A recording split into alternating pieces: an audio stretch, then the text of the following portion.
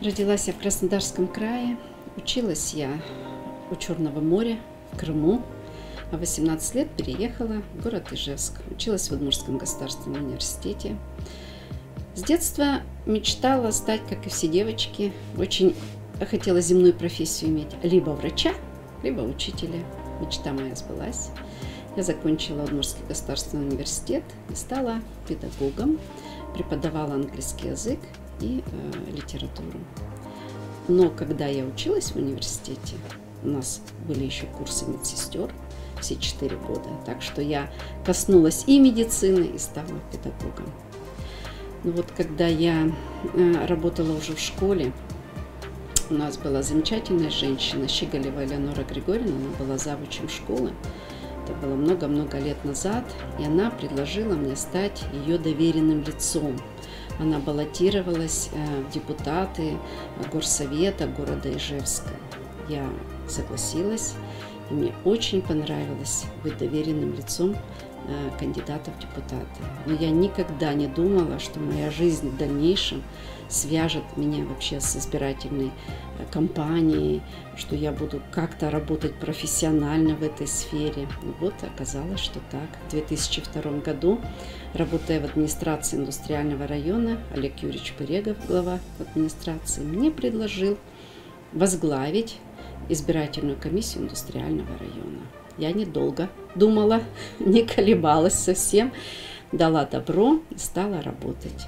Сначала я работала не на освобожденной основе, а с 2007 года это стало моей основной профессией. Я стала работать председателем на освобожденной основе и работаю по сей день. Работу свою люблю, ценю, уважаю за ее такую не то что нестабильность, но она очень живая, она очень подвижная, не сидячая работа, и она требует постоянно совершенствоваться. В 2010 году на нашу индустриальную территориальную избирательную комиссию возложили полномочия муниципальной комиссии города Ижевска. Это очень большая ответственность, это очень серьезная работа.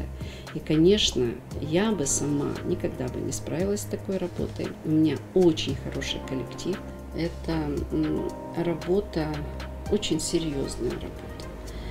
И это взрослая работа. Если раньше я работала, я в райкоме комсомола работала в отделе по делам молодежи, я работала с молодежью, и мне казалось, что я на этом уровне все такая же молоденькая девочка. Но когда я пришла уже в систему избирательную, такую нашу, я поняла, что это работа для взрослых людей.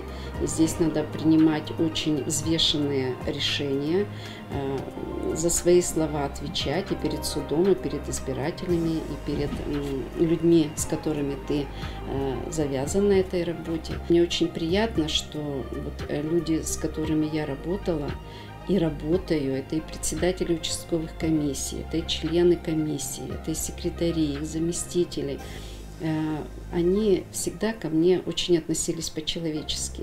И мне нравится, когда мне звонят председатели и говорят: Татьяна Николаевна, я закончил вуз, поздравьте меня. Или говорят о том, что у них родились дети, или уже появились внуки. И делятся со мной вот такими счастливыми минутами своей жизни. И, конечно, мне это приносит огромное удовольствие. Наша работа очень сложная. И не каждый в семье выдерживает своих людей, членов семей, которые работают в избирательной системе. Я хочу сказать, что я решила проблему, потому что и дочь, и супруг мой на первых порах, конечно, были крайне недовольны, что я уходила очень рано, а приходила очень поздно. Я нашла очень такой, наверное, самый простой выход. Я пригласила сначала супруга работать в избирательную систему, а когда дочь закончила университет, я ей предложила работу председателя участковой комиссии. Теперь у нас благодать, все друг друга понимают, никаких претензий у нас друг к другу нет, и никто уже не задает мне вопросы, почему я ухожу рано, почему возвращаюсь поздно. Все знают, что так требует моя профессия. Мы очень любим ездить на свой садовый участок, если это летний период. Мы всегда отдыхаем в Крыму, потому что там живут мои любимые родители. Они живы, здоровы, слава Богу. И мы очень часто ездим за грибами. Это наше любимое хобби. Вот. Ну, у меня растет внук. Ну, хорошим человеком, мне кажется, очень легко быть, потому что все то хорошее, что получает человек, он получает от своих родителей, он получает от своих любимых людей, от своих друзей и от всех людей, которые окружают тебя. А профессионалам, здесь не надо лениться, надо учиться, надо слышать всех, кто тебе даже делает замечания, не обижаться, а принимать так, как надо. Поэтому все человек может постичь и будет успешным и в профессии, и в жизни.